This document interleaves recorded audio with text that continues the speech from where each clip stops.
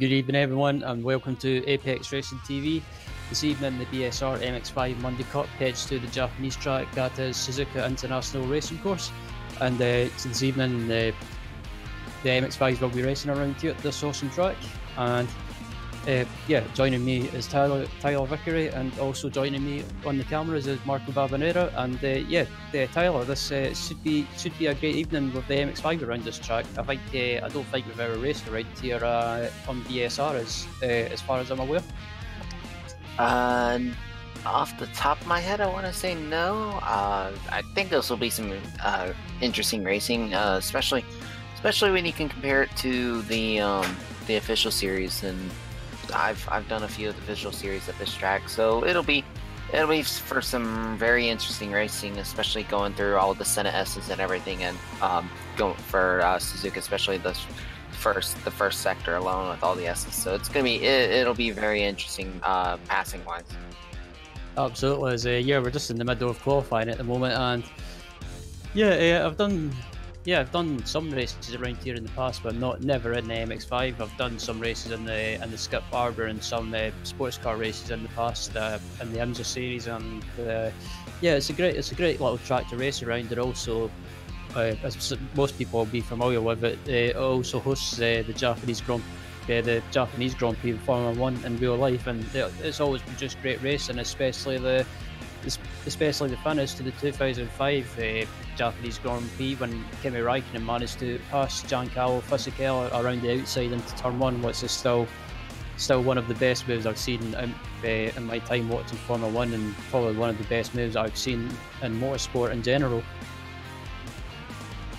Yeah, definitely, and always been some great racing in the Formula 1 for Suzuka, so I think we'll have some great racing overall as well, and it's gonna be I think there's gonna be a lot of really crazy passes, probably like tenfold compared to Formula 1, so definitely have to keep an eye.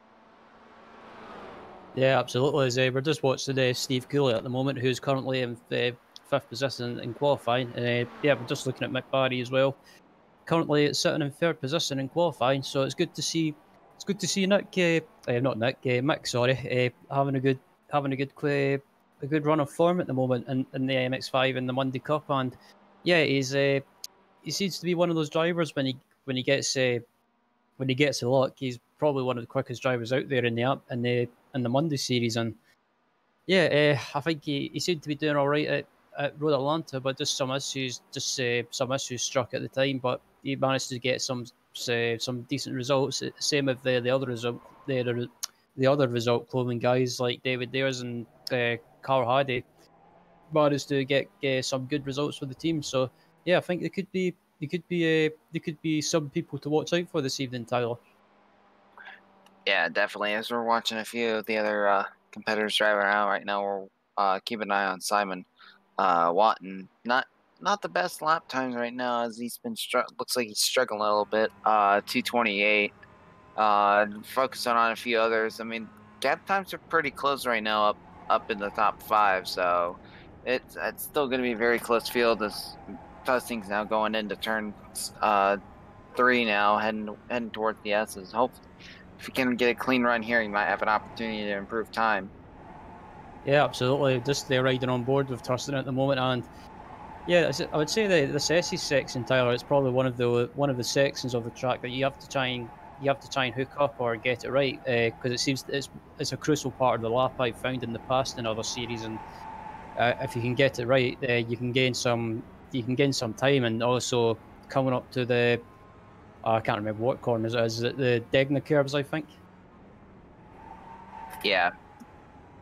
Just coming up to the Degnas at the moment, and these corners here I find as well, if you can get them right, you could absolutely gain more time as well. And it's one of the Suzuka for me, Tyler. It's one of those tracks. If you hook it up and hook up every corner, it's just so rewarding.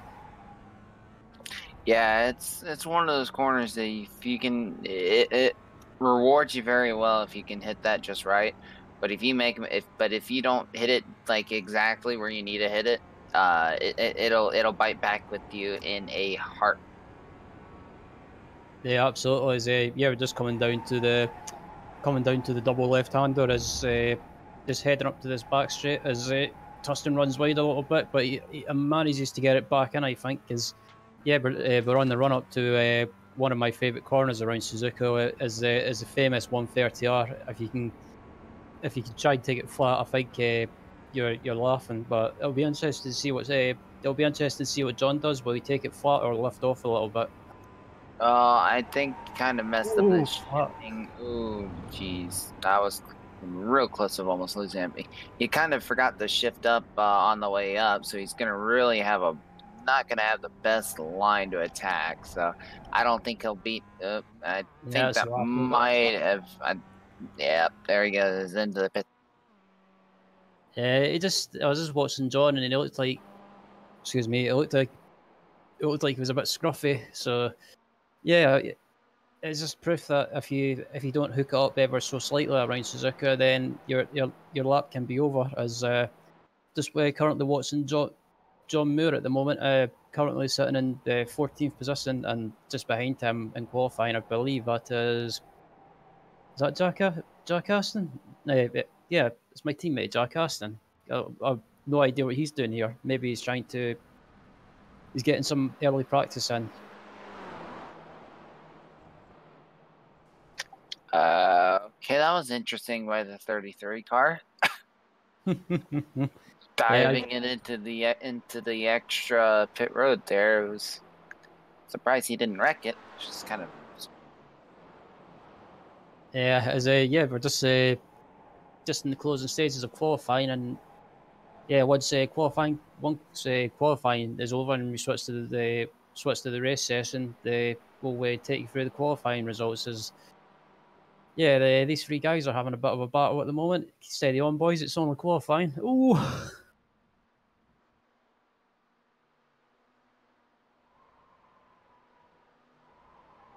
good grief. They're all over the place. That's qualifying in the books, and I believe that's everyone's finished the qualifying lap. So yeah, just wait a little while for the session to switch over, and we will take you through the grid. There's anyone that you think you should keep your eyes out for the tile. I don't know, honestly. It could be a real toss up. I mean, granted, looking at the pole time that we have first and second with the same exact lap time, so that definitely throws something out there. But I think it's gonna be a toss up between maybe the top 7, probably. I want to say probably the top 7 have a shot at winning it. Yeah, I would have to agree with that. I think as well with Suzuka, I think that back straight. If you're right behind someone with the back straight heading up to the 130R, I think you could be able to get a run on someone, but it'll take a lot of guts to try and pull a move off through 130R, unless the other driver is willing to cooperate and just act sensible. Yeah, definitely. I can agree with that. As I, yeah, I think I thought we switched over to the race session there, but I think there's a few people over just switched over now. So when we get a chance, we'll take you through the grid, and as we speak, the grid's up on the screen. So Dan Blake takes over the pole position. To Gareth Brocklesby qualifies in second. Mick Barry in third. Alex Rivette is alongside him in fourth. Alongside Alex is Carl Giacoletti for Samorto in fifth. Steve Cooley qualifies in a great sixth position. Joe McDonald qualifies in seventh. Craig Jones for Result Cloven in eighth. Ninth is Missy I can't say that. Can you say that, Tyler? I want to say Massi Milano. The last name was going to be definitely a butcher. I want to say, yeah, this was one of the things. Carol. Carabine qualifies in ninth. Thanks for that, Tyler. You rescued me. John Tustin qualifies in 10th to round out the top 10. Yeah, and then David Ayers in 11th. Graham Sessford in 12th. Simon Watton in 13th, and John Moore rounding up the 14 cars taking time as we got green. Yeah, I've got green. That was a bit quick. As yeah, very got on. And Gareth Brocklesby's pulled over. As Dan Blake gets a brilliant start heading into turn one. As right behind him is Mick Barry, and alongside Mick Barry is Alex Rivette. And it'll be interesting to see if everyone makes it through the first few corridors without any issues. Sorry to cut you off there, Tyler. looks like, we got, never mind. 303 still off track. I think he must have some kind of, I hear more contact, something out. But everything else so far has been fairly clean by everyone else. Yeah, we're just watching the cars coming through the SE on the exit of the SE6, and then Dan Blake's managing to build up a bit of a gap at the moment to Mick Barry. Behind Mick Barry's Alex Rivette and Carl Jalclate in fourth, Joe McDonald fifth, Steve Cooley sixth, seventh is Massi Miliano. McDonald wide there a little bit. Good save. Yeah, that was a good save by McDonald. That was 10 out of 10. Ooh. Wow, that was the 31 of Constant Arthur there. Contact at the hairpin. One car around, get back going. Looks like Joe McDonald involved in it as well. Yeah, just it looked like there was a bit of contact in the hairpin. McDonald was involved, so it might. If we get a chance, I wonder if we could possibly take a look at the replay as we're looking back up at the front of Steve Cooley, and also behind Steve Cooley is a Kerubin. As we were just looking at the replay of the incident at the hairpin now, as Joe McDonald just came in a bit too hot and just outbraked himself and clipped. Coming in way too hot. Yeah, that was just. I would have to say it's all on Joe. I don't. It wasn't intentional, but it's just Joe carried too much speed. As we look back up at the front, the battle for the lead between Mick Barry, Alex Rivette, and Dan Blake, as these guys have managed to pull away from the pack behind slope a little bit. Mick Barry almost went a little too wide at going through 130R. Almost became very disastrous. Absolutely, as Alex Rivette's got a run on Mick Barry heading down the home straight, and look at the line of cars on the home straight, Tyler. This is absolutely fantastic. Yeah, definitely. We're about to go 3 wide for the lead now. Ooh. And everyone keeps it clean. That was a hold on to your heart moment. Yep. Looks like Rivette had a little bit of a wobble there. He's still ahead of Dan Blake. And meanwhile, Dan's just watching the onboard. He's just going to be playing patient here, trying to... I don't know if this is going to work. I don't think going to work, Dan. I think he wanted to find the opportunity, but I think Alex already threw all of his momentum that way, and Dan had to check up. I heard a big wreck. Someone's involved. No. Big wall. Big wreck. 31. Poor Mikey Key. Look out for the rejoin. Yeah, that was a... grief.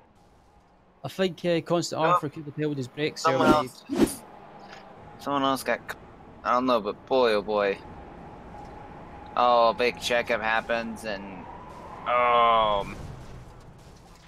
Yeah, Mikey Key was just the innocent bystander in that incident, and nothing he could do. Yeah, really unfortunate there. As we look back up to the front with the three leaders, Mick Barry, Alex Rivette, and Dan Blake, and these guys are still going at it like cat and mouse, and it's just I think this is a taster for what we've got, what we expect tomorrow. Tyler, the MX5, this proving again that you can get close racing with these cars, and also in this ARM series as well. It's given the ARM drivers a chance to battle each other without the pros interfering, and I think that can all be a good thing. Yeah, definitely, especially with how they're fighting right now.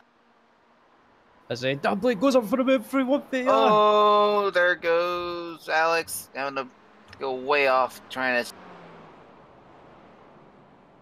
Yeah, I think that was a bit naughty from Dan Blake. He was just a bit optimistic, and yeah, unfortunately, I think that whack in the side has gave Rivette a little bit too much damage, and it's causing Rivette all sorts of issues.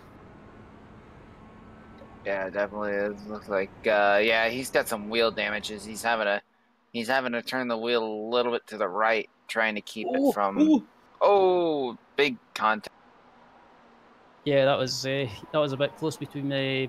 That was a bit close, a bit close. I mean, close behind the Cherubin and the Pagnan behind them. That was a bit feisty. Yeah, it looks like Alex Rivette's really struggling with the handling now because of the steering offset. He's got falling down the 11th and even further as he's got even more damage now. What in the world? Yeah, I think that's race over for Alex. I think he's just got too much steering damages. Dan Blake is up there, or Dan Blake's kind of up the inside of Mick Barry. He's got a run. Is he going to try and go for a move through the two Degners? Nope.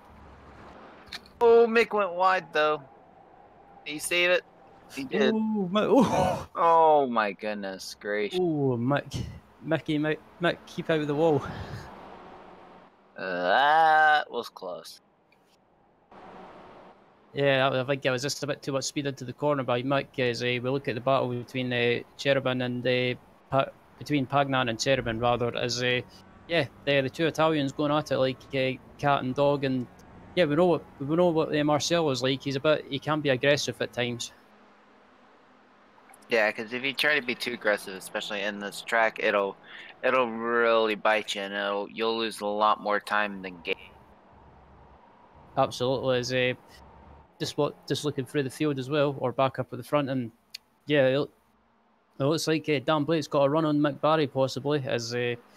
Yeah, not far behind these guys is also Steve Cooley and Cal Jackalate. So yeah, we've got two battles going on at the front. One for the lead and one for second place. One for third place. Sorry. Yeah, great battle. And boy, who was that? That was a 16 that was way out on the outside there. Or actually, no, that was Carl Jacqueline. Sorry. So But man, that's really. Cal Jackalate's got a good run in the exit of the final corner, and he might be able to get a run on the. Might be able to get a run on Steve Cooley going down the home straight, and yeah, he might be able to make a move up into turn one if he can get the slipstream. He's going for it. And he should get the overtake easily. Whoa! Whoa, that was a bit. That was nice. that was Nice Marcelo move there Pagnan. by Mars. Yeah, and that was a really nice move actually. And I believe he's one teammates with from another driver in a different series. Because that paint scheme looks familiar, the AMS paint scheme. I want to say he's teammates with Travis Schwenke. I believe I believe he's teammates with Travis Swenke. Yeah, Marcelo Pagnan, the guy I recognise from the MWT series in the MX5, and he's one of the quickest people in that series, and he's always one to look out for. And he's up into fourth place. And he's moved up 15 positions from the start, and just the way he's raced tonight, now it's been very, very great driving from him. Yeah, absolutely. It's been a great drive by Marcelo at the moment, and yeah, just yeah, I think if I was Marcelo coming through the field, I would be just a little bit, a little bit more patient now, just because there's a battle up at the front now, and also, uh, also Mick Barry is not. If he gets up to Mick Barry, we all know what Mick's not. Probably not. He's a hard racer, but he's also a fair racer. But he's not. He's probably one of the hardest people to get by. Yeah, most definitely there. Yeah, I just noticed that Dan Blake is back up or is moved into the lead now. So yeah, I think we could be up for a four-way fight for the one. It's coming down, heading to the 130 yard now. Marcelo's was looking on the inside there for a split. Yeah, these guys are coming up to the final chicane, and I'm interested to see will Marcelo try and make a move up the inside of Cal Jacqueline, but he can't do anything because Jacqueline is he's on the outside, but he's on the inside for the final part of the chicane, and oh, he got sideways. Yeah, Marcelo Pagnan's up into third place now, but he could be up into second place by the end of the home straight, and he's got a great run on Mick Barry. And looking up on the outside. He's got the run. He's going to clear him before. Ooh, that was a little close there, but great overtake, though, by Marcelo. Absolutely, Pagnan up into second place now, and he could be on the hunt for Dan Blake. And yeah, Dan Blake, we all know he's a quick driver in the MX5 as well. But I think he won't make it easy for Marcelo to get by now as we look at the battle for fifth place between Steve Cooley and I can't say that. Cherubin, I would just say Cherubin. As Cooley McDonald makes a pass on Steve Cooley, is looking back towards this lead. Dan Blake's only got 0.3 of a second gap, and it's closing ever so quick. As Mick Barry in the background runs wide, and it allows Kawasaki up into third place, and Mick Barry falls down into fourth place. But just looking back up at the front in this battle for the lead between Dan Blake and Marcelo Pagnan, and yeah, Pagnan's got the run, and he might be able to get a move done as they head down to the double left-hander. He's got just a little bit quicker run compared to Dan. Just right now, Marcelo's holding up the lead right now. As Pagnan's up the inside, and Blake tries to fight him, and Blake up the inside. Nice cutback from Blake. He manages to get the switch back up the inside, and he's up the inside of Pagnan as they head up to 130R. But Pagnan's got I think Blake's got a little bit of damage, so it's costing him in a straight line a little bit, I think. As they're heading up the 130R, Dan had to check up a little bit. Yeah, I think he had to check up a little bit because Pagnan braked in the middle of 130R just to try and stop the car being unsettled through 130R. And I think if Pagnan doesn't make any more mistakes, I think this is his race to win. Yeah, definitely. He's been pulling away now. Is looking further back. A really interesting battle here between Steve Cooley and I believe that was Gareth Brocklesby. Ooh, contact. Oh boy, that didn't sound. Yeah, I think Cooley didn't leave enough room, and this that ended up in the inevitable contact between the two cars. As excuse me, as we currently look back up at the front, and Pagnan's managed to pull away from Dan Blake, but Dan Blake has got a couple of cars behind him, breathing down his neck. He's got Kyle Jockley and Mick Barry catching him, and also not far behind Jockley and Barry is David Ayres. So it's we could have a battle for the second podium spot very soon. Yeah, it definitely is. Carl Jockley right now only 0.7 of a second is the gap, and definitely closing in on Dan Blake, but Dan Blake's just having a better run and being able to pull away right now. Yeah, absolutely. Looking up at the front at the moment. Yeah, the top three at the moment is Marcel Pagnan. Second place is Dan Blake. Third place at the moment is Kyle Jackley. I think it's been a pretty good race I should say, to kick off the evening, Tyler. It's Suzuka's thrown up some good. I heard an engine blow. And it looks like it was Steve Hefford blowing an engine. That's rare of him. Yeah, just looking to see what happened. I wonder if it was his own doing or if he got hit from behind. Oh, I wonder if he just accidentally downshifted to the wrong gear and just kaboom. Yeah, excuse me. Yeah, I think I don't think Steve Hefford uses a H shifter or a H pattern shifter, so I think he uses paddles. So yeah, I'm a bit confused why he done that, unless he downshifted too quickly. I mean, it has happened before, as I have downshifted too quickly with these cars and have blown a motor, so I wouldn't be too surprised if that could have possibly have happened. So a lot of things could be in question. Yeah, absolutely. We're just I think we've just crossed the line to start start the white last flag. lap. The white flag this lap. So just looking at this battle for eighth place between John Tustin and Graham Sessford, or I believe it's Sessford. I use it. This battle for eighth place, and Sessford moves up into eighth place, and I think the race has died down a little bit now, and I think it's these guys are just aiming to get to the finish now. But yeah, it's been a great race to kick off the evening, Tyler, as I was saying, and I think we could be in for more great racing and great racing in race two. Yeah, definitely. Just looking at this now, looking at the lap times, just Marcelo's been running some quick lap times. The last lap time he ran was a 2:24.6, and Dan Blake was just into the 2:24s. I mean, 2:24.99. Just the times are going to be real close and consistent throughout the whole field. So it'll be very interesting to see how this plays out. As here comes Marcelo Pagnan for the checkered flag. And okay, it's telling me finish. Yeah, we've still got the double left-hander to go, and then the straight heading up to 130R. So yeah, I'm a bit my lifetime exact and weird. Yeah, I'm a bit confused why the checkered flag came out at the moment, or early, I should say. But anyway, just watching Marcelo heading up to 130R at the moment, and behind him is Dan Blake in second. Third place is Carl Jacqueline.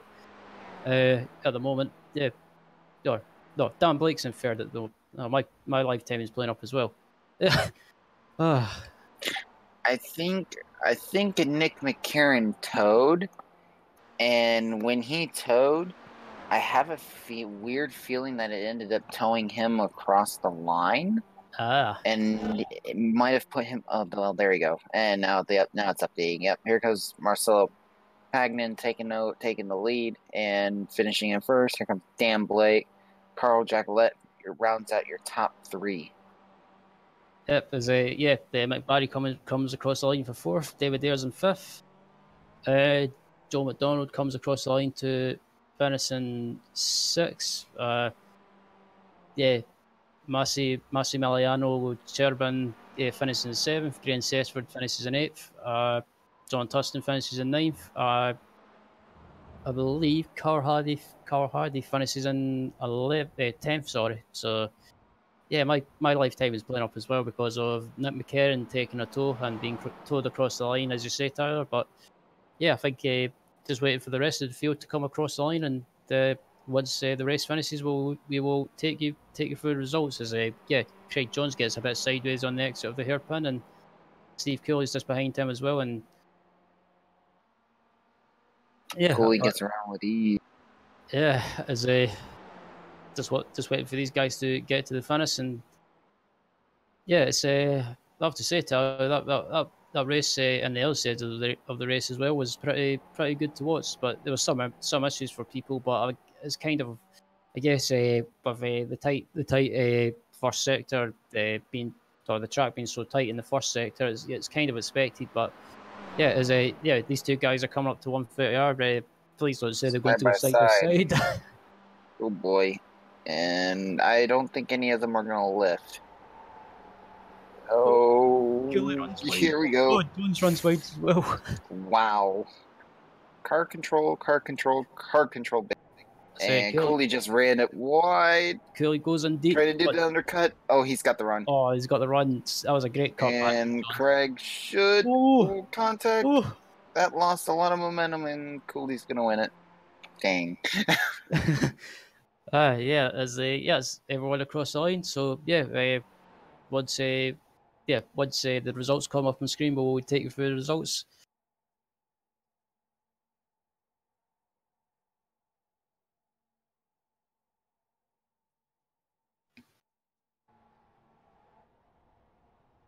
So yeah, I think there's a couple of cars smoking, or someone's doing donuts in the pits. So I think I think everyone enjoyed that race one. I certainly did anyway. As yeah, I think excuse me. So yeah, what do you expect for the next race, Tyler? It's gonna be some great racing in like we had. It'll be interesting, especially seeing how quick Marcelo Pagnan is. So he might be up there. He might be up near the top at the start of the race too for the qualifying for that. So it'll be interesting. Absolutely. As yeah, results are up on your screen now. Marcelo Pagnan takes the win in race one. Dan Blake finishes in second. Carl Jacqueline finishes in third. Mick Barry finishes in fourth. David Ayres finishes in fifth. Joe McDonald finishes in sixth. Sherman finishes in seventh. Graham Sessford finishes in eighth. John Tustin finishes in ninth. And round out the top 10 is Carl Hardy. Yeah. And then finishing in 11th is Gareth Brocklisby. 12th place is going to be Simon Watton. Constant Arthur finishing in 13th. Steve Cooley in 14th. Craig Jones having a great battle with them, finishing in 15th. And then Nick McCarron, one lap down in 16th. Steve Hefford blowing an engine on the last lap, or probably the second last lap, I should say, finishing in 17th. John Moore in 18th. Jack Ashton in 19th. And Kip Stevens is rounding out your top 20 a lap down. Thanks, Tyler. We're just going for a commercial break now, but don't forget to join us again in 15 minutes for the start of race two. And don't go anywhere. If you want to go and make a coffee, get some popcorn, and sit down and relax and watch some more great racing in the MX5 Monday Cup, then don't go anywhere and join us in 15 minutes. See you then.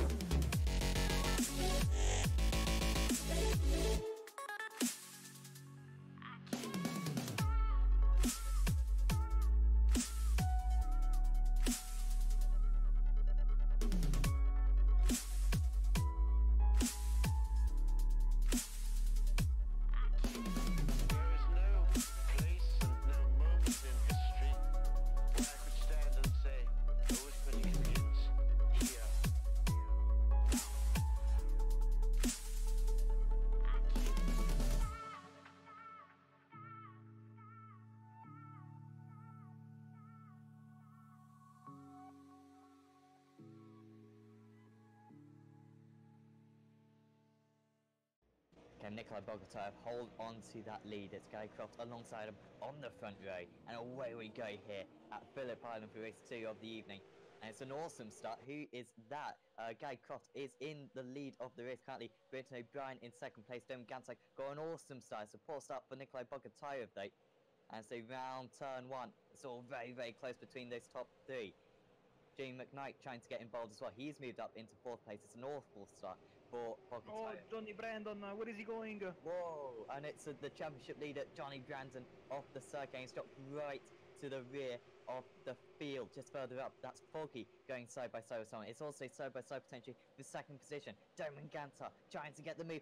Jamie McKnight's all over the place, and they could be 3 wide. And there's a car on the grass somehow not making contact with the drivers going through the hairpin. It's a crazy start. Jamie McKnight has moved up into 2nd position now, 2nd in the championship, and whilst his main championship rival is in the grass, he's made an awesome start. Foggy just leads. Oh, there's crash, there's a big crash. Oh dear, the leading Croft two. and McKnight. It's Croft and McKnight. What an incredible start to this race. And they are both in the grass. And Jake McKnight, just as it looked like he could make up a whole heap of points on Johnny Brandon, just made a bit of contact, avoidable from both. And it leaves Brenton O'Brien in the lead of this race. They didn't hold off with their, the gloves were off because they were beating and banging, as Bingham also has got some trouble. He's dropping fast, and now we have a 3-way. Cracknell in the lead. Well, Cracknell is in the lead, and look at that, because Foggy still hasn't gone around O'Brien there, and Ganter is in 4th, Mass is in 5th place. What a fantastic start. It's all happening. What's a lap from Michael Cracknell? He's gone from 4th to 1st, and Foggy is nearly off the circuit. He might still pull off the move though. This would be incredible. Trying to push him off, and there's more contact. And O'Brien is off the circuit. He's going to get a slowdown, and this could be really costly for him and Foggy, because round the outside goes Damon Ganter, surely to take the 2nd position in this race. Side by side through the final corner, and across the start-finish line they go. This is an incredible first opening couple of laps. It does mean that Michael Cracknell has got a 2-second lead, but they're side by side. Brenton O'Brien versus Damon Ganter. Brenton O'Brien started in 3rd position. He had an awesome start, but Ganter is trying to get the move done. He can't get it done. He can get it done. O'Brien down into 3rd position as we see more cars off in the background. I think that's Bogotayev. I think it's Jackson, and we see, oh no, crash again in the back. Car. Whiting and Brandon. Oh, wow. Oh, there's still changes for position in 2nd position, by the way. We should just cut to this, I think, quickly. O'Brien has got back, and Foggy's trying to get the move as well. So O'Brien, is in 2nd position. He's somehow caught back up to Ganter, and Ganter's lost another position here to Foggy, has he? Yes, he has. So Ganter, from a really strong 2nd position, he's lost it again. Yeah, Jackson trying to get that move currently on Alex Mass in 5th position. Jackson is around. Oh, Oh, he saved it maybe, yes, but he's losing a lot of time. Brian is giving Michael Cracknell a huge helping hand for potentially his first race victory of this season, because he is now 4 seconds out in the lead. Back comes Nico Foggy though. Down the inside, he's going to have the outside for the next one. They're going to be so deep on the brakes here. And Foggy is all the way round. Can he just push him off ever so slightly? Brenton O'Brien, because Foggy will have the inside for the next corner. If he can't do so, and Foggy is going to have the inside for the next corner, and Foggy is up into second position now. Oh, Klusterman, Gantar. Gantar is around. Klusterman went into the grass, lost a couple of positions. No damage for him, but Gantar lost. He's down to P15. Man, Sam, the action is non-stop in the second race. We need split screen, absolutely. Yeah, a few screens, don't we? That was, whose fault was that? Gantar just spun ahead of policeman, to be fair, and wasn't a whole lot he could do. It does mean that Alex Mas, remember, in his first ever feature race is running in P4. What a performance this is. Big damage from Tony. What's happened to him again? I think he got some damage from that contact there. Oh, his teammate pushes him out. Oh, man. Wow, it's all happening. We are only 6 laps in, and we see now Mas in 3rd place on the inside of the first corner. Fantastic move by Mas on O'Brien. Oh, Warming's got ahead of O'Brien, sorry. Yeah, O'Brien, I think he's in the grass because his name is flashing in red. Oh dear. Yeah, he's spun around. Oh, that's so annoying for Brenton O'Brien. Has Warmingham gone and hit him here? I wonder if he has. Oh, was there a little bit of a tap there? I'm not quite sure. If there was, then it was very innocent there from Richard Warming. So yeah, I mean, halfway through the race, 16 of 32, I think if they are changing tires, this is the moment that they have to stop. As we see, Warmingham throwing his car, and Mas is around, I think. Oh no, that's so disappointing for Alex Mas. He hasn't lost any positions though. Johnny Brandon, yeah, just behind. Oh, and actually, Warmingham letting him back past, and he's going to let past his teammate. He's damaged. He has damage. Oh, that's clumsy from Richard Warmingham. I think he has damage. Yeah. Onboard view of the crash. Thank you, Sam Kumo, behind the cameras. Yeah, front contact, definitely. So he didn't hit with his.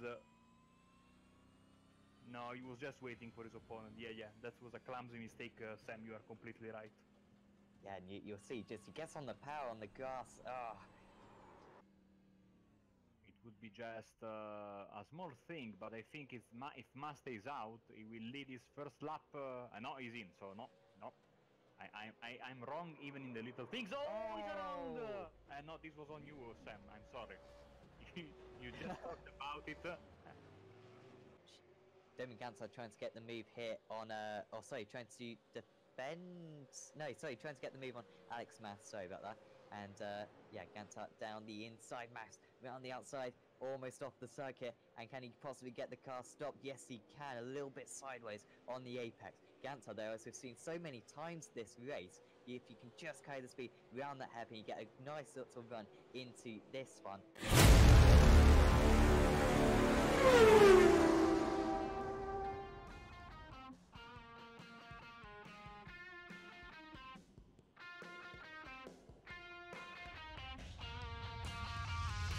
Hello everyone and welcome back to Apex Racing TV. You join us for the BSR MX5 Monday Cup and you join us again for race 2, which is coming up in just a few moments. And yeah, Tyler, race 1 was pretty good to watch, and in the end, Marcel Pagnan took the win. Yeah, definitely. It was really great racing, and Marcelo coming all the way from near the back of the pack and was able to come away with a win. That was great driving by Marcelo and good fight by Dan Blake trying to hold him off as much as possible. So can't wait to see how this is going to end up, how this is going to go for this race. Absolutely, just close to the finish, close to finishing qualifying. Yeah, there was some good drives in race 1, and people like McBarry finishing in 4th, and also Carl Jackley finishing in third, I think.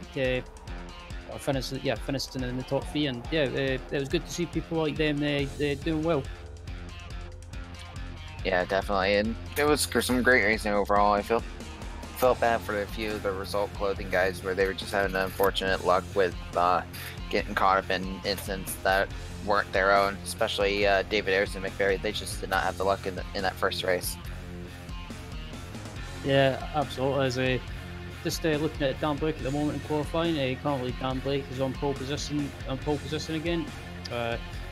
Or Todd Starf is in pole position now, I should say.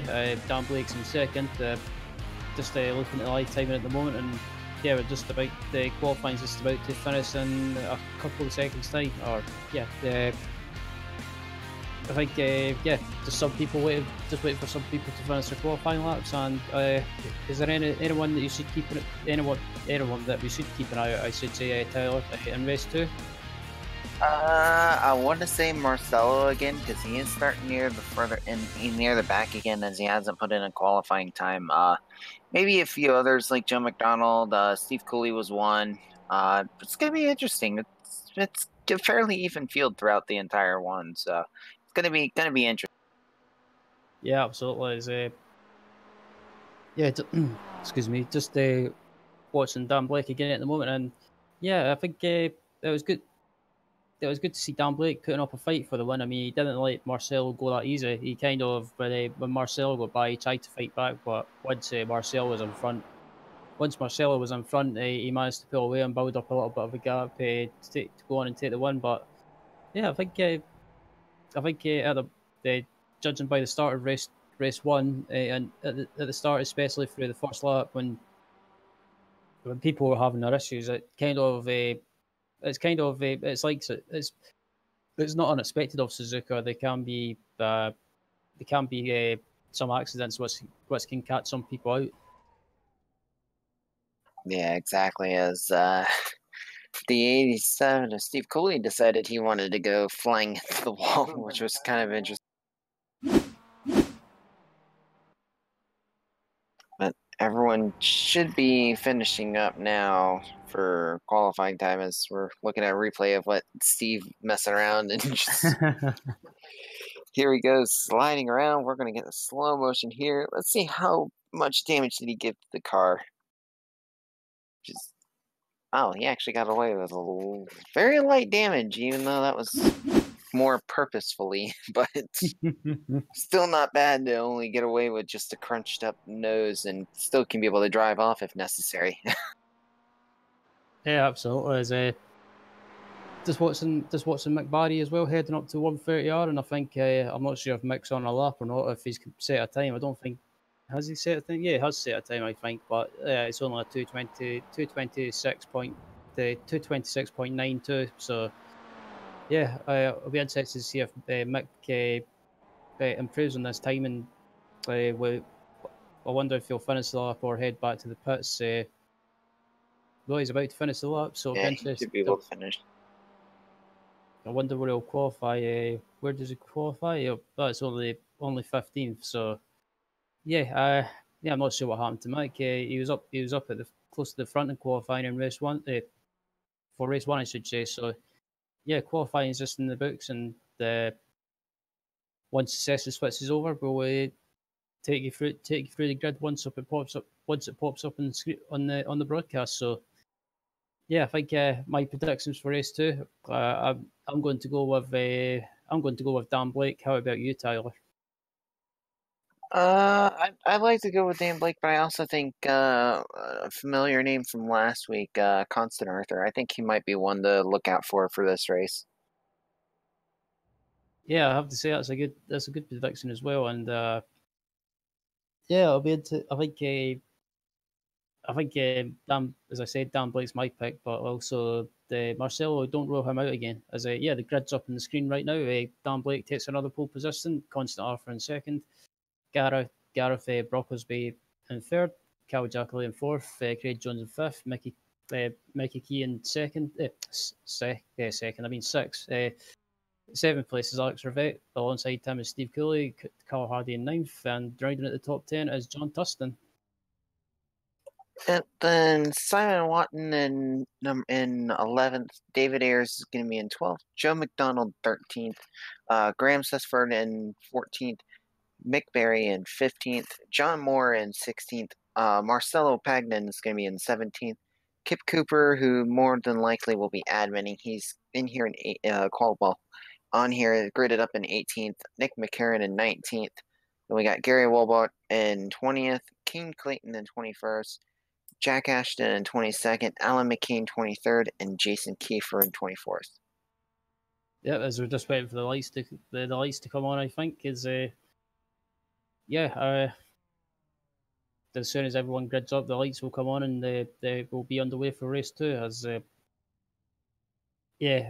have to say this is the only thing I hate about waiting on the grid is just it feels like an eternity that you wait on the grid, and you just me anyway. If I'm close to the front, I just start getting that shaky leg feeling as just waiting for some of the guys to close up. And during the race we'll explain what the blue and green colours are during the race. But waiting for the lights to come on as we speak. As once the lights are out, we will be underway. And we are underway as Dan Blake gets a great start off the line, but Constant Arthur gets a great start as well. And our Constant Arthur's up the inside. As they head down into turn 1, it'll be interesting to see if Arthur can get the move done into turn 1. He's up the inside, but I think Blake is going to contact behind. Look out! Carl Jacqueline gets spun. No one else involved, thankfully, and away we go. As there goes Gareth back in the grass. I have a feeling it was something involving him and trying to give Carl Jacqueline the position back. Yeah, as Constant Arthur made a great start and managed to move ahead of Dan Blake into turn 1 but Dan Blake's not letting him get away, and he's still right behind him in second place. Yeah, and Constant, when he was going up the left-hander there, got a little loose. So good catch there at last second, because that could have been very disastrous. Yeah, absolutely. As we're right on board with Dan Blake at the moment, and there goes Carl again. Oh man, and Gary Wolbart makes a mistake. Oh, insult to injury now on Carl Jacqueline. My goodness. Yeah, I wonder if it's Carl Jacqueline just being over ambitious and trying to move up there. Oh yeah. Ooh, yeah, it was. Yeah, just Carl Jacqueline just being over optimistic with a move, or trying to go for a move when the space was closing, and it looks like Jacqueline's got issues. Yeah, it looks like he's got a steering arm broken or somewhere. As we look at Simon Watson at the moment, Simon Waiton, sorry, just running wide a little bit, and that allows David Ayres up into 11th place. As we're heading back now, we're seeing more result clothing cars going at it. Craig Jones and Mikey Key side by side heading in 130R. Someone better get some room. Oh dear, here we go again. Not again. Is this going to be the jinx of a result clothing trying to work together? But God. Oh, jeez, guys, come on! Don't do this again to me, guys. Oh, jeez, they do this to me every week. I swear. Yeah, I thought they were going to take each other out again for a moment, but luckily both of them managed to make it through the chicane in one piece. As Dan Blake's making a move up the inside into turn 1. Can Constant hover? Late move. He barely was able to stick it though, as Constant Arthur had to pull out a little bit. Ooh, here we go. 13, Alex Rivette, side by side with Mikey Key. Mikey's keeping the line. Good job on defending for 4th position there, as Alex Rivette's trying to do everything he can to get around Mikey Key, but it's not working for him right now. Yeah, Mick Barry's currently in a battle with Steve Cooley at the moment, and he's trying to hold Steve Cooley off, and luckily Mick tries to runs wide a little bit. Well, a little wide. That's going to give Cooley the advantage immediately. Absolutely, as Cooley's got the position, and excuse me, as Barry runs wide a little bit again, and I think Cooley's got a slowdown, I think. Has he got a slow down? Nah, I think I he's think Mick Barry had a little bit better run. A little later on the brakes, and he's going to be able to make the pass to get back in front of Steve Cooley. Absolutely. Barry managed to get the run in Cooley, and Barry's managed to catch up to his teammate Carl Hardy and Alex Rivette. Yeah, here we go, side by side again. Alex Rivette on the inside. Oh, there he goes, Mikey. A little. Oh, bit of contact. Jeez. Oh. Oh my goodness! Wow, that's threading a needle. Absolutely. These guys are heading up to 130R. It's going to be a test. It's going to be a test of who backs out first. Someone's gonna have to let off. There we go. Oh, jeez, guys, don't do the. Oh, Barry sideways in the background. Holy moly!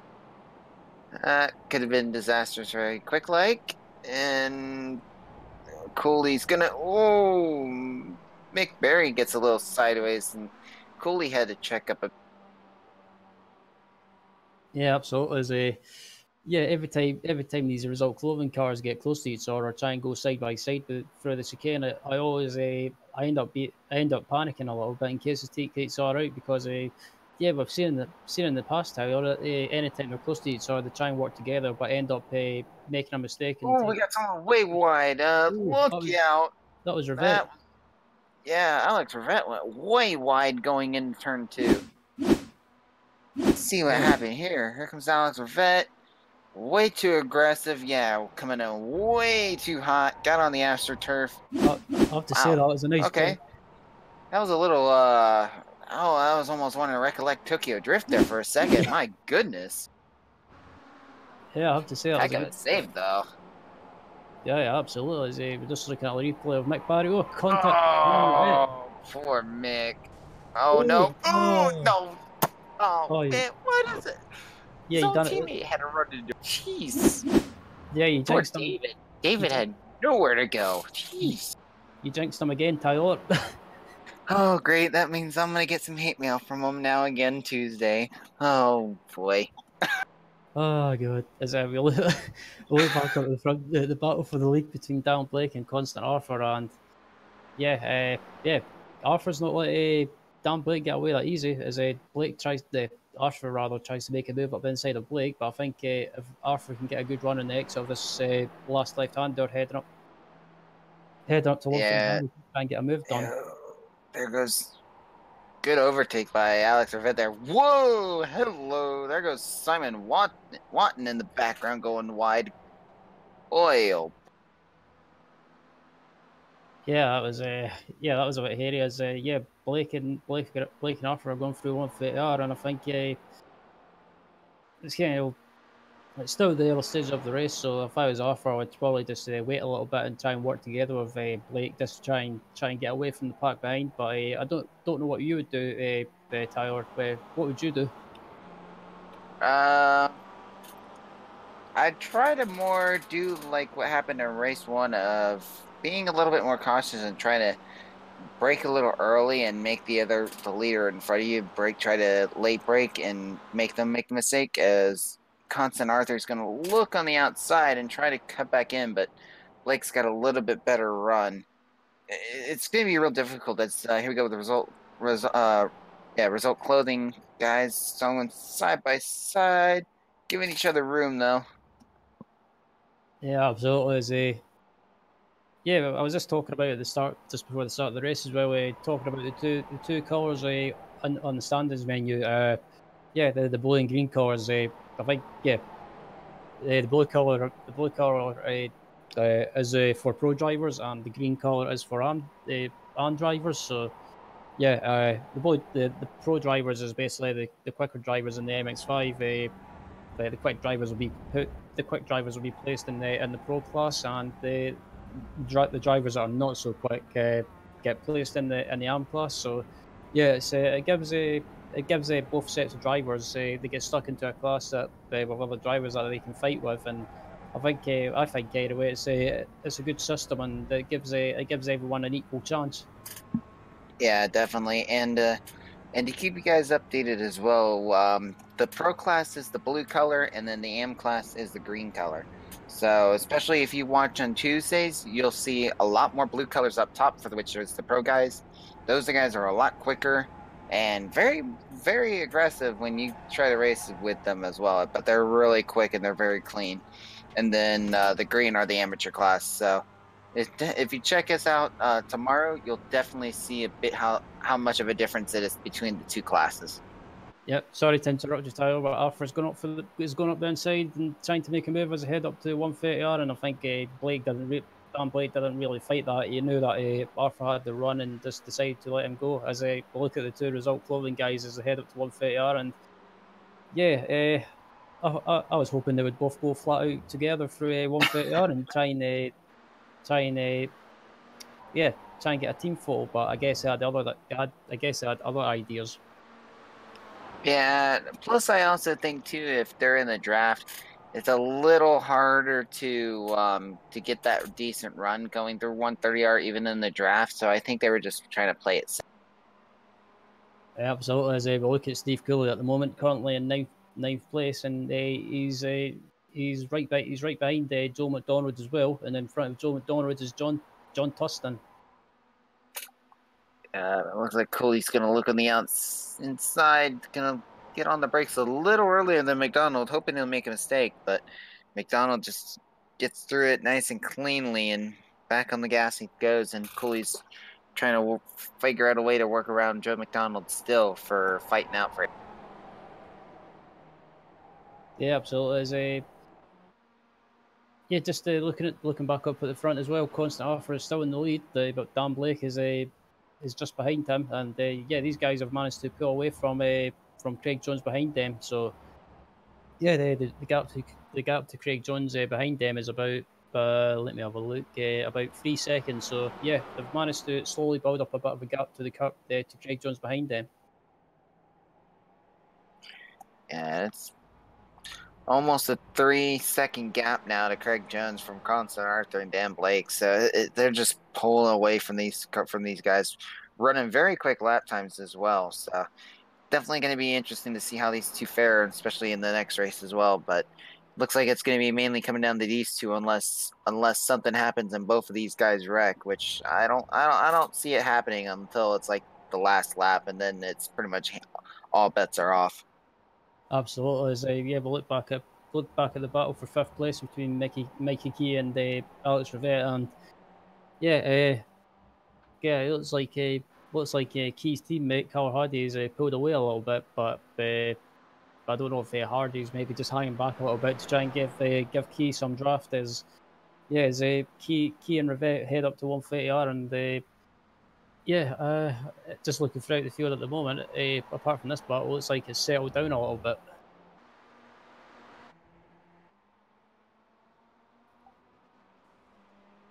We'll look back up at the front there with this battle for the lead as well, between Arthur and Blake, and yeah, I think I'm not sure if Blake's tried to, or maybe just hanging back a little bit as we look at a replay of Constant Arthur and just trying to see what happened. And yeah, Arthur just ran wide a little bit in the last corner as we're just coming through the twisty section at the moment. And yeah, Dan Blake is he's not right behind Arthur, but I think Dan Blake might just be playing a tactical game at the moment, and maybe just maybe waiting until the last lap to try and make a move. Yeah, definitely. And right now, looking at it, right now with how much time is left in the clock, we should have 2 more laps to go. As right now we're almost halfway through this lap, and Dan Blake's doing everything he can. He's right now half a second gap behind Constant Arthur, and it's just unbelievable at these lap times, right? Yeah, absolutely. Just looking at the lap times as well, it looks like Arthur and Blake are evenly matched for pace. What the lap times most of the time has probably been between 24s and 25s every lap. So yeah, they're both evenly matched for pace, and it's difficult to predict who'll win this race. But I'll probably I'm still sticking by my prediction of Dan Blake to win this race if he can stick with Arthur and get a run on him. Yeah, definitely. So we're looking back now to Mikey Key trying everything he can to catch up to Alex Rivette. Still another close battle here, though. Only 0.2 of a second. Getting ready to head. Oh, good God almighty, guys. Jeez. And, way to go, Mikey. Didn't upshift in time and lost the momentum, but it's got an opportunity here. He's got giving a him. Yeah, a little bit of love tap there, going to the 130R. No, contact. Saw that coming. Oh God, here we go.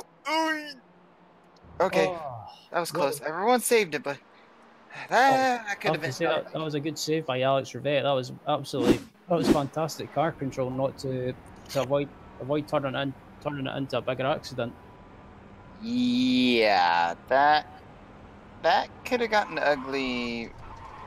Yeah, that could have gotten ugly very quick.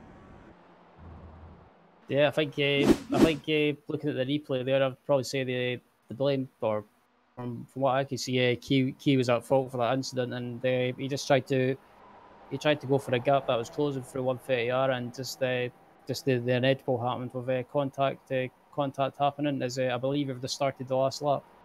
Yes. As right now, Dan Blake's got to do something if he wants to pull away this win, which, I mean, it's still been hovering at a half a second as right now lap times. Dan Blake lost 0.2 of a second there, that last one, 2:24.8. Well, Constant Arthur ran at 2:24.6. So it's still very up in the air on what Dan Blake can be able to pull off, and he's got to pull something off quick. Yeah, absolutely. Just looking at these guys up at the front, and yeah, it looks like Arthur's got a bit of a gap at the moment, and I think if Arthur can keep it clean and just try and maintain the gap he's got at the moment on Blake, I think this is Arthur's race to lose. Yeah, it definitely is. Blake's got to use some draft here, every draft he can, as well as be late on the brakes. As we're looking back now, as Alex Rivette now is fighting with Carl Hardy, trying to get back one of his spots that he lost to Mikey Key, as he's looking on the outside. Almost made some contact, but looks like he should be able to get around him and be on the inside, heading into the left-hander. Absolutely, as Rivette's up the inside of Hardy, and I wonder if he can make it stick. And yeah, he's made the move, but I think if Hardy can get a good run in the exit of his corner, he might be able to get a run on Rivette heading up to 130R. As we're just looking at the leader, Constant Arthur, coming up to the final corner. As what's up? Blake's fell back a little bit. I wonder if he tried to go flat out and almost lost it. I wonder heading into 130R, because that's interesting with how much he lost. Actually, I wonder if he ran out of fuel, because he's dropping very quick. His gap's dropping. Yeah, he's splattering over the line as Constant Arthur comes. Oh, he loses second. As Craig Jones finishes in second, Blake finishes in third, and he ran out of fuel.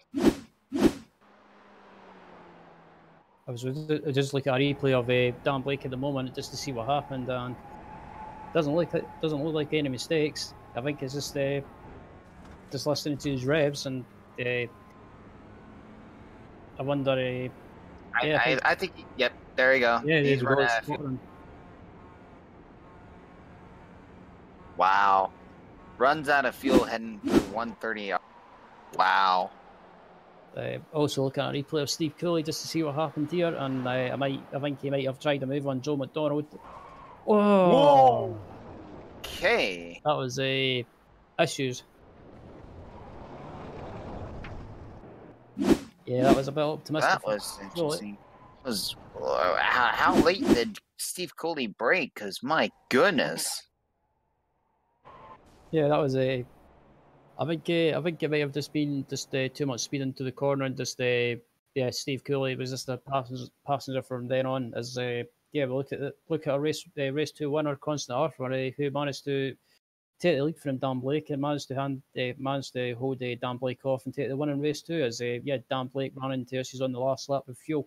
But results are up on the screen, and Constant Arthur takes the win in race 2. Craig Jones finishes in second, taking second from Blake at the line. Dan Blake finishes in third after splattering across the line. Mickey Key finishes in fourth. Carl Hardy finishes in fifth. Alex Rivette finishes in sixth.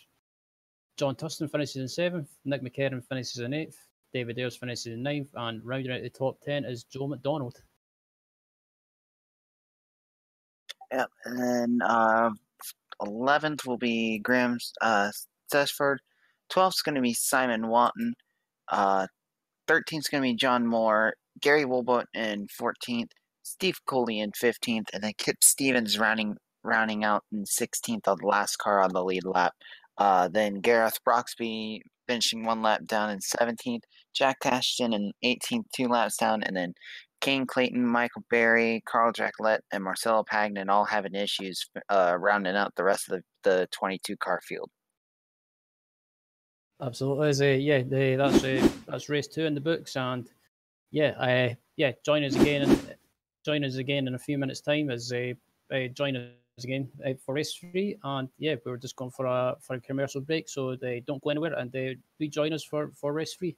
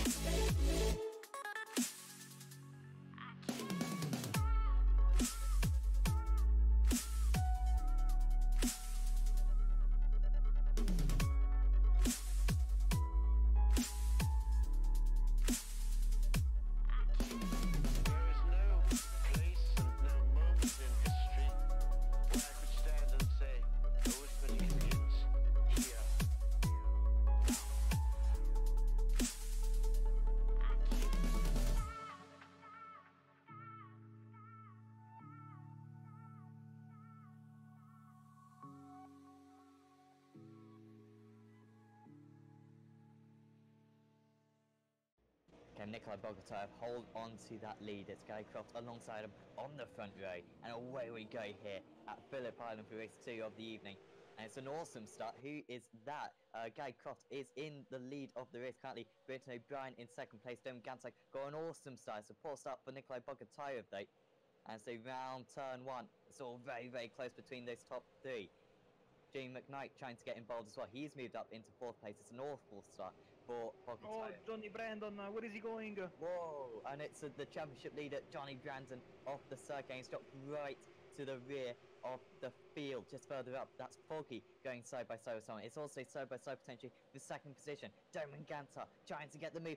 Jamie McKnight's all over the place, and they could be 3 wide. And there's a car on the grass somehow not making contact with the grass going through the hairpin. It's a crazy start. Jamie McKnight has moved up into 2nd position now, 2nd in the championship. And whilst his main championship rival is in the grass, he's made an awesome start. Foggy just leads. Oh, there's crash, there's a big crash. Oh dear, the leading Croft two. and McKnight. It's Croft and McKnight. What an incredible start to this race. And they are both in the grass. And Jake McKnight, just as it looked like he could make up a whole heap of points on Johnny Brandon, just made a bit of contact, avoidable from both. And it leaves Brenton O'Brien in the lead of this race. They didn't hold off with their, I mean, the gloves were off because they were beating and banging, as Bingham also has got some trouble. He's dropping fast, and now we have a 3-way. Cracknell in the lead. Well, Cracknell is in the lead, and look at that, because Foggy still hasn't gone around O'Brien there, and Gantar is in 4th, Mass is in 5th place. What a fantastic start. It's all happening. What's a lap from Michael Cracknell? He's gone from 4th Foggy to 1st, and Foggy is nearly off the circuit. He might still pull off the move though. This would be incredible. Trying to push him off, and there's more contact. And O'Brien is off the circuit. He's going to get a slowdown, and this could be really costly for him and Foggy, because round the outside goes Damon Gantar, surely to take 2nd position in this race. Side by side through the final corner, and across the start-finish line they go. This is an incredible first opening couple of laps. It does mean that Michael Cracknell has got a 2-second lead, but they're side by side. Brenton O'Brien versus Damon Gantar. Brenton O'Brien started in 3rd position. He had an awesome start, but Gantar is trying to get the move done. He can't get it done. He can get it done. O'Brien down into 3rd position as we see more cars off in the background. I think that's Bogotayev. I think it's Jackson, and we see, oh no, crash again in the back. Car. Whiting and Brandon. Oh, wow. Oh, there's still Terrible. changes for position in 2nd position, by the way. We should just cut to this, I think, quickly. O'Brien has got back, and Foggy's trying to get the move as well. So O'Brien, is in 2nd position. He's somehow caught back up to Gantar, and Gantar's lost another position here to Foggy, has he? Yes, he has. So Gantar, from a really strong 2nd position, he's lost it again. Yeah, Jackson trying to get that move currently on Alex Mass in 5th position. Jackson is around. Oh, he saved it maybe, yes, but he's losing a lot of time. Brian is giving Michael Cracknell a huge helping hand for potentially his first race victory of this season, because he is now 4 seconds out in the lead. Back comes Nico Foggy though. Down the inside, he's going to have the outside for the next one. They're going to be so deep on the brakes here. And Foggy is all the way round. Can he just push him off ever so slightly? Brenton O'Brien, because Foggy will have the inside for the next corner if he can't do so. And Foggy is going to have the inside for the next corner. And Foggy is up into 2nd position now. Oh, Klusterman, Gantar. Gantar is around. Klusterman went into the grass, lost a couple of positions. No damage for him, but Gantar lost. He's down to P15. Man, Sam, the action is non-stop in the 2nd race. We need a split screen, absolutely. Yeah, a few screens, don't we? That was, whose fault was that? Gantar just spun ahead of policeman, to be fair, and wasn't a whole lot he could do. It does mean that Alex Mass, remember, in his first ever feature race is running in P4. What a performance this is. Big damage from Tony. What's happened to him again? I think he got some damage from that contact there. Oh, his teammate pushes him out. Oh man. Wow, it's all happening. We are only 6 laps in, and we see now Mass in 3rd place on the inside of the first corner. Fantastic move by Mass on O'Brien. Oh, Warming's got ahead of O'Brien, sorry. Yeah, O'Brien, I think he's in the grass because his name is flashing in red. Oh, dear. Yeah, he's spun around.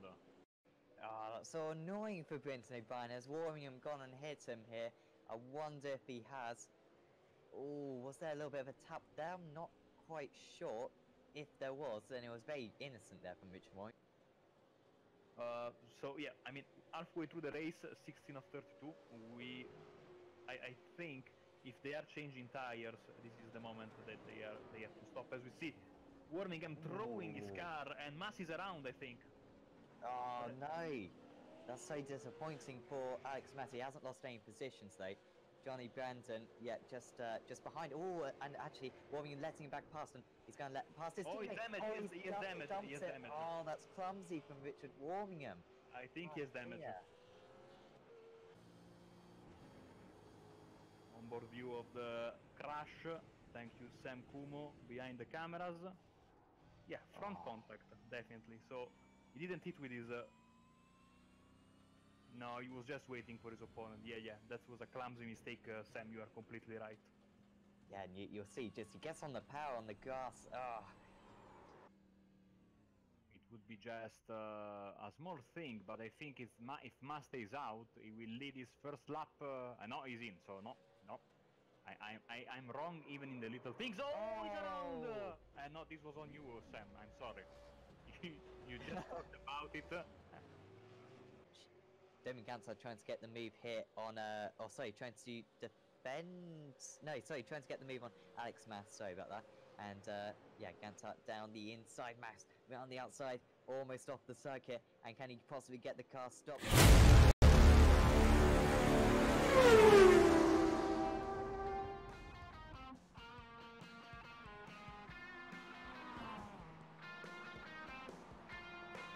Hello everyone and welcome back to Apex Racing TV, and you join us again for the final race of this evening for race 3. And yeah, just it looks like we're going to have a night race for the final race of the evening. And yeah, Tyler, night races on BSR and the MX5.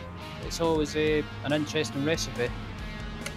Yeah, definitely. And I almost want to say, just from looking at the skies, almost seems as if it's a sunset race, but yet at the same time it's completely overcasted, so definitely going to play into a lot of factors with the cars. It's going to be a lot more grippy, and the track's going to be a lot colder, so we might see some very quick lap times here. So it's going to be interesting to see how much aggressiveness these guys will put out for the last race. Yeah, absolutely. We're just into the final 20 seconds of qualifying, I think, as just watching some of the result clothing guys and trying to slipstream each other. And at the moment, it's at the moment in pole position is Mikey Key, which is a bit surprising. But yeah, second place is Gareth Brocklesby. David Ayres rather is in third place, and yeah. Also with the night races as well, it also means that the track, I'm guessing, Tyler, will be a lot cooler. Yeah, definitely, and with cooler track temps, I mean, we're already with seeing Mikey Key and Gareth Brocklesby already down in the 224s. I mean, David Ayres, Craig Jones, they're down in 225.2s. I mean, times have already been dropping off by half a second or even a full second, so it's gonna, with how this track's weather and everything set up right now, it's gonna be some interesting racing to see how things play out, especially with it gonna be a little bit quicker race pace wise. Yeah, absolutely. I'm just looking at some of the times at the moment, and I noticed at the moment that Dan Blake is not in the session. Dan Blake is in the session. I missed his name in the lifetime. So yeah, I'm going to go for a different prediction in race 3. I'm going to say if he keeps out of trouble, my bet for race 3 could be one of the result clothing guys. I just don't know what one. Yeah, I'm almost wanting to say I'm in the same boat, but I honestly think I honestly think if Alex Rivet can be able to get a good lap in and be able to run a little bit clean and not get caught up in some incidents, I think Alex might be able to take the win in race 3, and especially with Dan Blake being as far back right now, being 12th place right now for qualifying. Absolutely, as a ride on board of David Ayres at the moment, just finishing his qualifying lap, and yeah, it's been a bit of an unlucky night for David Ayres. He's kind of been up and down this evening. He's normally right up there, sometimes getting good results, but it seems to be a bit of an up and down evening, as I say. But hopefully he can redeem himself and try and get a good result in race 3. Yeah, absolutely. As we're getting ready to see some of the cars finishing up now. It's David Ayres finishing up his last lap now. And it looks like he will not improve on lap time. So everyone's finished up, so now we just gotta wait for the session to switch over to the race. Absolutely, as David Ayres just finishes his lap and pulls over, and yeah, trying to think, a night race around Suzuka, Tyler. I don't think it's ever been done before, or not. It's never been done on BSR anyway. I think this is a first, so this will be an interesting thing, or interesting to see how it goes. Yeah, absolutely. It'll be interesting to see what happens. I'll be curious to see how the start of this race is going to be, because there's going to be a lot of question marks to see on what's going to. Yeah, absolutely. We're just waiting for the session to switch over, and once the grid comes up, we'll take you through the grid. Just looking at the track temp or track I'll rephrase that. Weather info, I should say. At the moment, it looks like it's 18 degrees Celsius, and it's overcast in the 2 kilometers an hour wind. So, yeah, I think the wind, Tyler, could have a bit of an effect through 130R. Yeah, and especially with that, the 130R is going to have a lot more speed compared to the previous 2 races, so it's definitely going to shake things up, especially as the race goes by, and who's all going to be aggressive and who's not going to be aggressive. So it'll be very interesting. Absolutely. The grid's up on the screen right now. As Coward Jack 8 takes pole position, Mikey Key in second, Gareth Brocklesby in third, Craig Jones in fourth, Alex Rivet in fifth, David Ayres in sixth, Steve Cooley in seventh, eighth is McBarry, ninth is John Tustin, and rounding out your top 10 is Graham Sessford.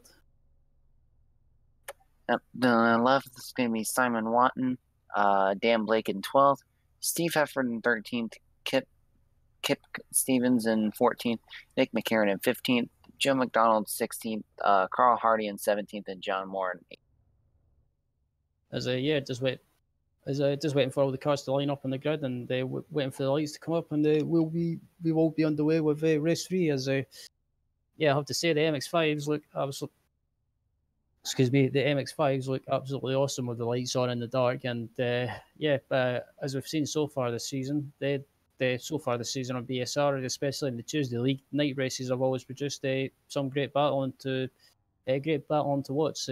Because I think we're missing a car in the grid. I think that is John Moore we're waiting for, and Kip Stevens. But I don't think Kip's racing. I think Kip's just doing the admin inside of things. Kip's keeping an eye on things, and I think John Moore may not be in the session. So everyone else is on the grid ready to go, and just now having to wait in the.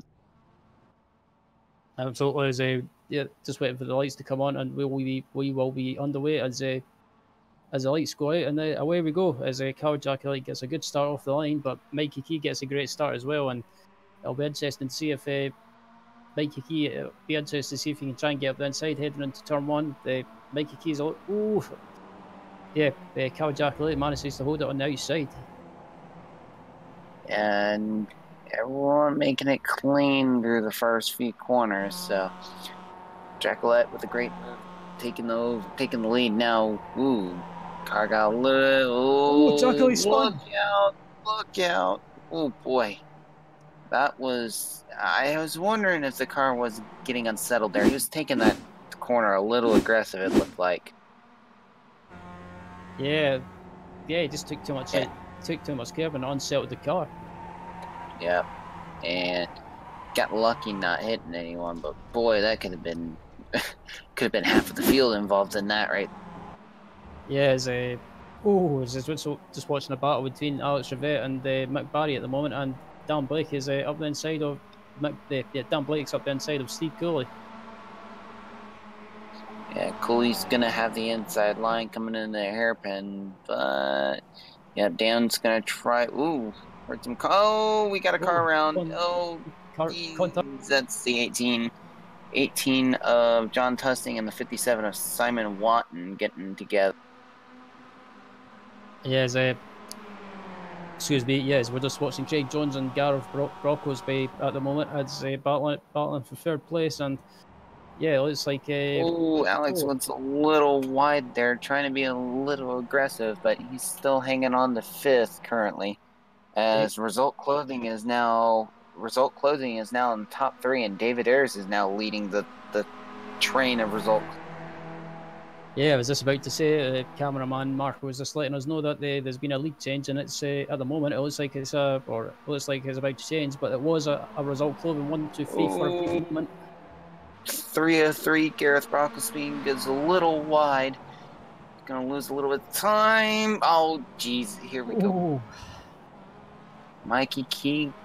No, Mick Barry rear ends Mikey Key, but they're all still good for now, I should say. Yeah, as we just watched a replay of Mikey Key at the moment, just to see what happened, and it looks like he might have made it. Oh, he just got sideways. Yeah, he just got sideways and lost the lead to his teammate David Ayres. But yeah, it's still a Result Clothing 1, 2, 3, and it's a 1, 2, 3, 4 actually. Yeah, top 4 is Result Clothing, as Alex Rivette's working on trying to get around Gareth Brocklesby right now. And look who's behind him. Dan Blake already moving up 5 positions already, is looking up again towards Craig Jones, is trying to fight off Mikey Key, as Mikey's wanting to try to get back up to the lead. Oh dear, here we go. Okay, he saved it at least. Went a little wide there. A little too wide. I was about to say, Tyler, as well, I think this is a first for me, and I think I can put this on my gravestone, that I've seen a Result Clothing 1, 2, 3, 4. I think I can say I was racing with one a few weeks ago. Oh, geez, Mikey. Almost lost it. Yeah, the head up to the hairpin, and just looking at Dan Blake up the inside of Alex Rivette.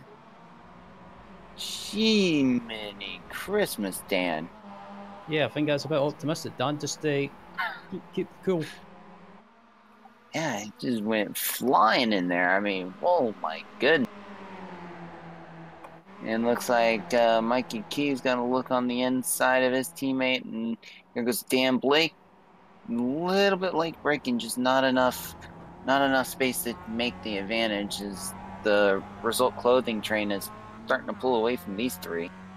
Absolutely, as we're on board with Dan Blake at the moment, and he's right behind Alex Rivette. It's a head up to 130R, and yeah. Excuse me. Watching the Result Clothing guys at the moment, and Mick Barry's trying to make a move up the inside. Oh, jeez, Mick. Good God. Yeah, could have been better. I don't think the Result Clothing guys are working as a team, especially if no. And Dan Blake gets around Gareth Brocklesby now. Dan Blake up 6 positions from the start. Yep. So Dan Blake, I should say, is making slow progress through the field up into 6th place. As the Result Clothing guys are still in the top 4 positions, but Mick Barry's trying to make a move on his teammate, and it looks like Craig Jones is trying to make a move on David Ayres. But yeah, these guys are trying to fight. Oh, geez, I saw someone go wide there for a second. That looked like it was Mikey Key. Looks like he's struggling with. As David Ayres has gotten a. Oh, I thought I heard some contact there, but I guess it was Mick Barry just clobbering the curb. So these guys are still filling the top 4 positions, but they're scrapping amongst each other and they're holding each other up. And if I was these guys, I would maybe think about switching around. David Ayres is around. There goes Dave. There goes David, touching the, just got a little bit. Oh, that's a scary spot. Okay, that was, oh god. Yeah, that was a little too close.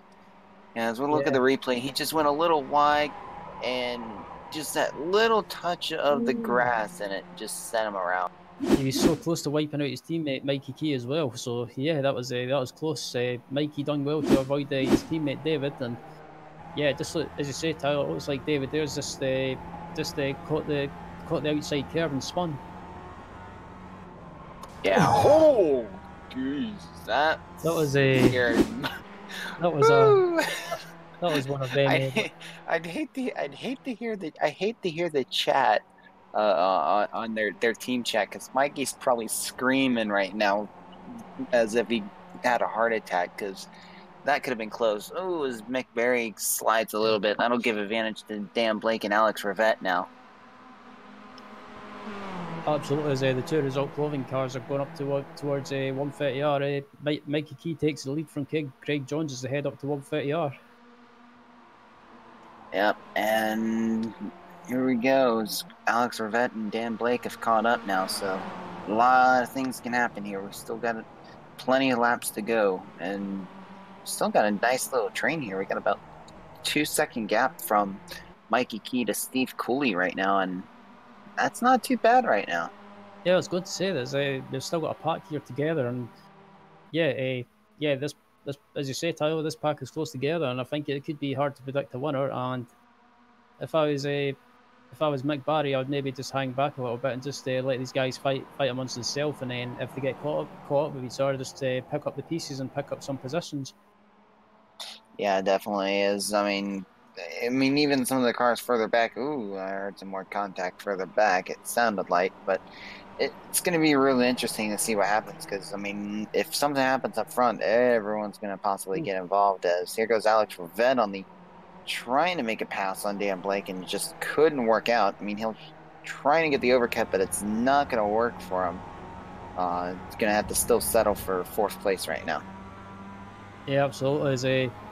Yeah, I think if I was Rivette, I would maybe just try and follow Blake through the field, through the pack together, as Key takes a lot of inside curb, and yeah, right behind Key is Craig Jones, and yeah, as McBarry runs wide in the background a little bit, and yeah, I think this pack is starting to get bunched up really close together, and contact between contact. Oh, more contact, but damn, Blake is still letting. Oh dear, and Craig Jones just stuck in the middle with Dan Blake and Alex Rivette.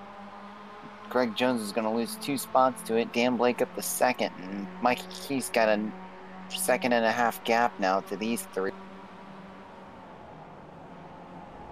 As yeah, Rivette's up the inside of Jones, and yeah, I think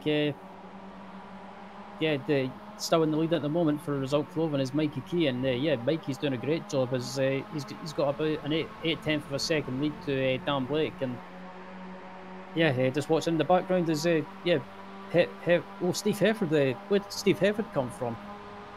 Yeah, between the result clothing guys. God, and both result clothing guys go wide. Craig Jones and McBarry. But yeah, Steve Hefford's doing really well. I mean, he led off to let the other AM drivers pull away for a bit, but he's been able to catch right back up, and he's having a good little fight at it now. And up to 4th place now is Steve Hefford. Yeah, I was about to say, watching the result clothing guys together, it's like watching the Red Bull Racing team in Formula 1. Exactly. As here goes Gareth Broxby trying to get around, or Mick Barry actually getting around. Well, never mind. They're just going to flip-flop back and forth now. Yeah, Mick Barry ran wide a little bit in turn 1, and yeah, I'm amazed. I wasn't even sure if Steve Hefford was in this race, but yeah, I must have missed his name in the lifetime. But he's done an absolutely fantastic drive to come through the field, and Steve Hefford, if he can get through the pack quickly, he might be able to challenge what might be in contention to challenge for the win. But as it stands, my money's on Dan Blake to try and, or my money's on Dan Blake to take the win in the final race of the evening, and he's right behind Mikey Key, Mikey And Key, I I should say. think Mikey might have had a slowdown. Yeah, he did. He hopped that curb a little too much. So Dan Blake's gonna take over, And Steve, and looks like, boy, this is gonna be interesting. Oh, good grief! Mikey just has a big tank slapper there coming out of the hairpin.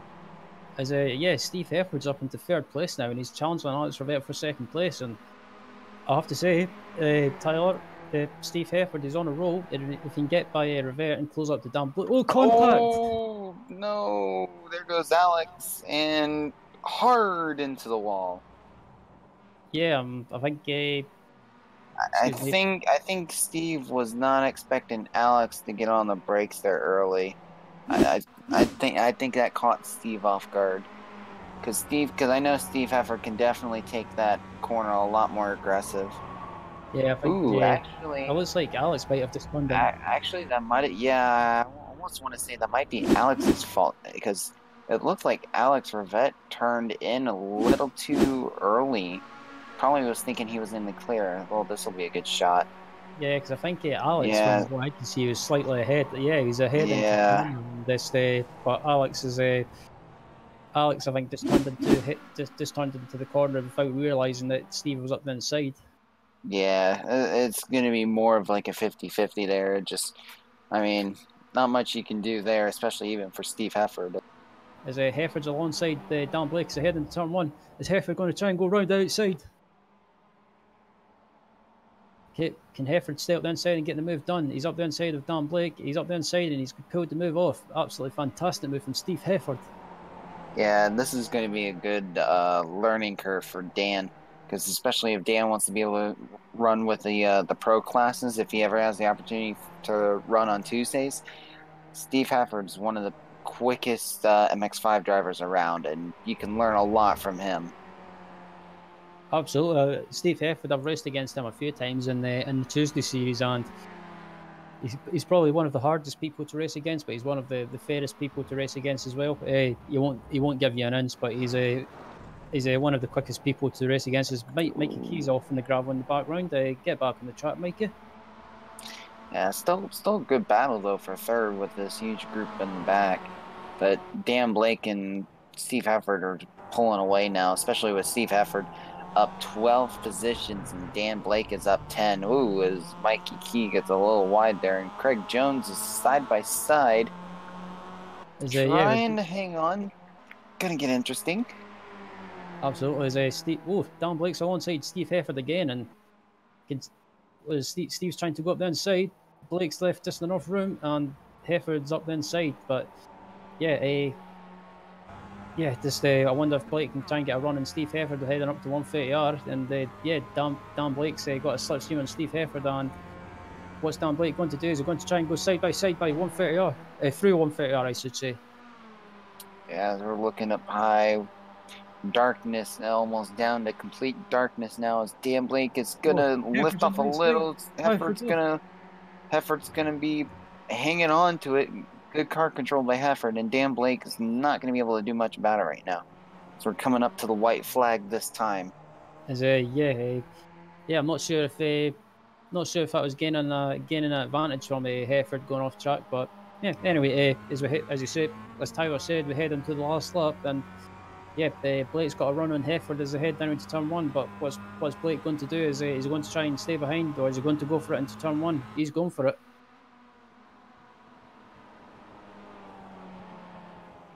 Yeah, they're looking. Dan Blake taking the inside line again and being real cautious. There goes Hefford on the inside. Oh boy, takes a little bit of the rumble strip, but is able to get the pass done. So it's going to be real interesting to see what Dan Blake can do on trying to pull off a win. Yeah, absolutely. As we're on board with Steve Hefford at the moment, and right behind him is Dan Blake. If Dan Blake can keep up with Steve Hefford onto the back straight, heading up to 130R, he might be able to get a run as we head up to the two Degna curves. And Dan Blake's just playing patience now. He's got to be patient here. I think Dan Blake's actually hanging back. I think he's playing Yeah, he's hanging back a little bit. Yeah, he's having to hang back. It's Hefford's little wide. Was that tactical? That's interesting. Was that a tactical move by Hefford? Might be. Never know. Steve Hefford's right behind Dan Blake as they head up to the double left-hander, and I think that was interesting. I think that was a tactical move by Hefford. If it was a tactical move, it's interesting, but I like it. Yeah, it definitely is. Dan Blake gets on the brakes a little earlier there. Hefford's got a great run. Steve Hefford did not get on the brakes at all. That was a great run. Here we go, heading up to 130 yard now. Hefford should have enough speed here to try to make an opportunity to overtake. Gonna get interesting though. No one's gonna lift, I think. I don't think anyone's going to the left. Both are gonna go wide a little bit. Still hanging into it. Late break by Hefford. Dan's gonna have the inside though, and it looks like Dan Blake. No, Dan loses it. And Steve Hefford's gonna win race 3. Wow. Yeah. And looks like the pro guys decided to show up in race 3. As Craig Jones finishes in second, Kip Cooper comes out in third, Nick McCarron, your 3 pros finishing in the top 5. Then Dan Blake is able to come away in 5th. Yeah, as we just look at our replay now of the final lap, heading up to the final chicane, and the final corner, and it looks like, Dan Blake basically had it covered, and I think just looking to see what happened. Yeah, it looks like he just put too much power on and just got sideways, and just he was just a passenger. Yeah, really unfortunate luck there, and there goes Craig Jones, Kip, and then Nick McCarron shortly after getting around. Just really unfortunate luck. I think it was the exit. I think it was the left side carpet he took on the exit. It just unsettled the car when he got on the power and just got sideways. Absolutely. So unfortunate break there for Dan Blake. So finishing out in 5th, but that's still not too bad for him. Yeah, absolutely. Just the results are up on your screen now. Steve Hefford takes the final race of the evening, race 3. Takes a win on the very last corner of the last lap. Craig Jones finishes in second. Kip Stevens, I should say, finishes in third. Nick McCarron finishes in 4th. Dan Blake finishes in 5th after that mistake. Steve Cooley finishes in 6th. Joe McDonald finishes in 7th. Gareth Brocklesby finishes in 8th. John Tustin finishes in 9th, and rounding out the top 10 is Mick Barry. Yep. Carl Hardy finishing in 11th. Simon Wanton in 12th. Alex Rivette in 13th, and then Mikey Key and Carl Jacquelet getting caught up in some unfortunate incident there and finishing in 14th and 15th, one lap down. And Graham Sessfor getting caught up in an incident, finishing 16th, and David Ayres having some issues as well, finishing in 17th, 4 laps down. Absolutely. I think we might be expecting some interviews, or if anyone wants to come for an interview, just pop on the Apex Racing TV Discord server and just pop into the interview waiting area, and we'll drag you in here. But Tyler, I have to say this evening was pretty good to watch, and I think it could be a tasty preview of what we expect tomorrow. Yeah, definitely. It was definitely some great racing overall. I mean, there's still some work got to be done with some of the AM drivers. They just got to be a little bit more patient. But overall, though, we've had all 3 races were really great overall.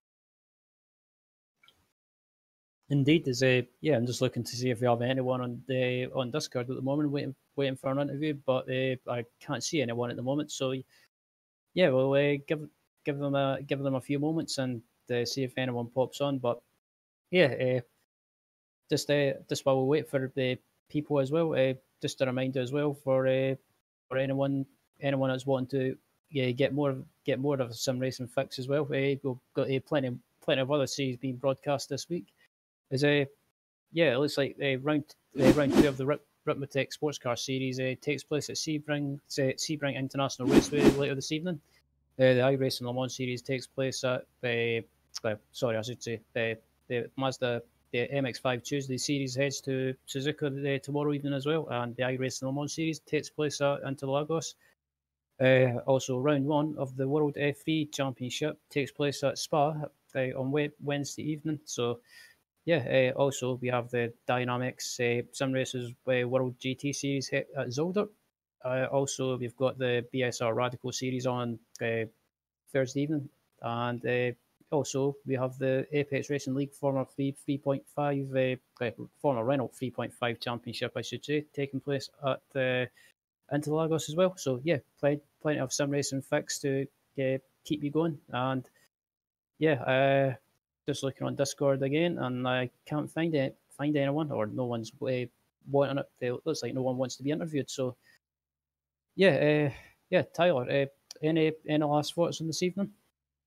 Not really. I was impressed with a lot of the racing went, so definitely great to see. So I can't wait for next week.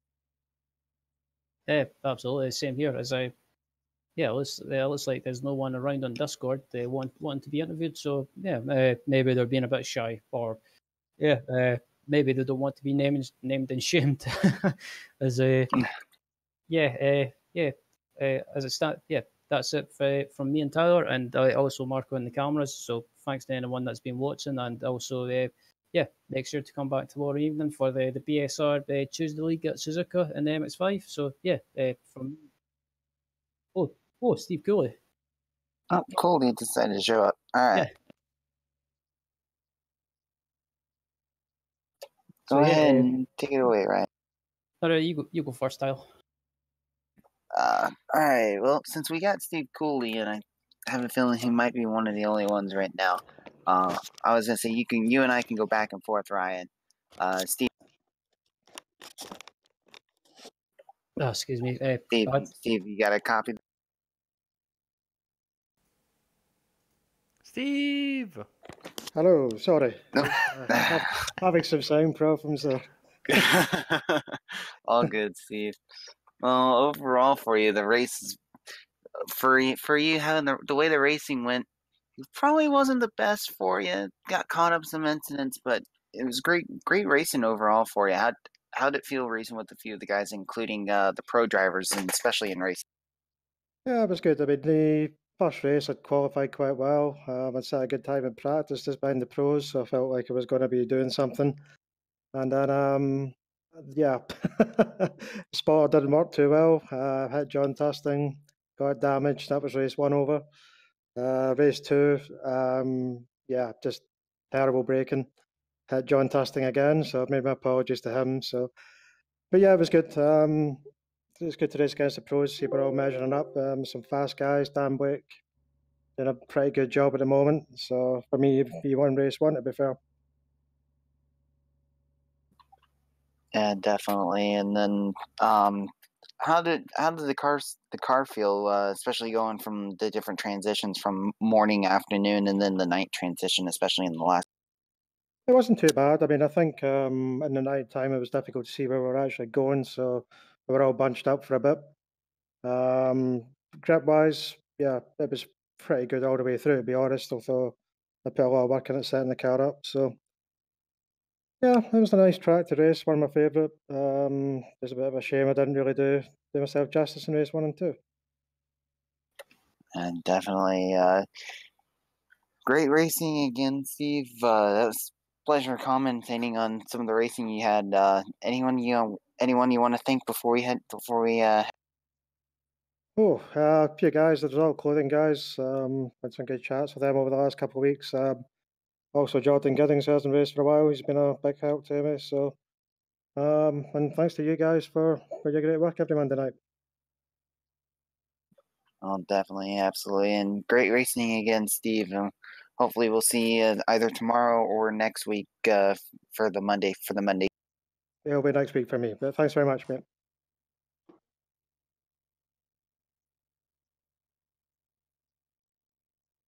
That was Steve Cooley talking to Tyler, and yeah, I kept just looking again on Discord, and it looks like there's no one else on Discord waiting to be interviewed. So yeah, I think it's time to wrap things up, and yeah, I quite enjoyed this evening, and I think Tyler and Marco enjoyed this evening as well. And yeah, as always, to anyone that's been watching, thanks for joining us. Make sure to give us a like on Facebook. Also, give the broadcast a like if you liked what you seen or liked what you watched, and also try to think, follow us on Twitter as well, and also I believe we are on Instagram. I think so. Yeah, plenty of stuff, plenty of social media stuff to keep you up to date with Apex TV. But yeah, for now, it's good night from me, good night from Tyler, and also good night from Marco, and we will see you next time.